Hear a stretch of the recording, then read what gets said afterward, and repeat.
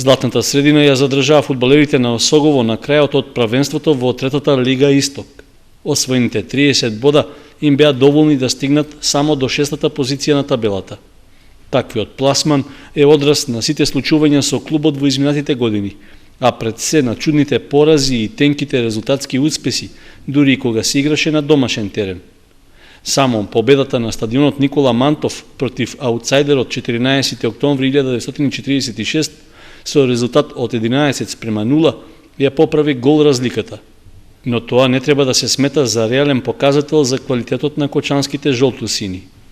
Победата против посебно пласираната екипа во последното коло од правенството повеќе наликува на покажување оружје на мртов војник, отколку вистински дуел во кој победата е заслужено добиена. Дека е така зборува и фактот што на споменатата средба на трибините на стадионот во Кочани само 12 гледачи се радуваа на победата на својот клуб. Дополнување на агонијата во која Осогово се наоѓа подлог период е што од 11 гола дури 4 постигна ветеранот Здравков.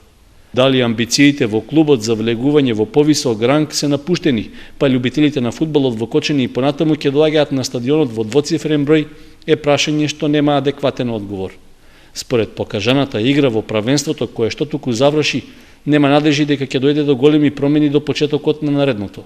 Инаку во баражот за влез во втората лига ќе игра првопласираната Беласица, а од лигата испаднаат Тиверија и 14 октомври 1946.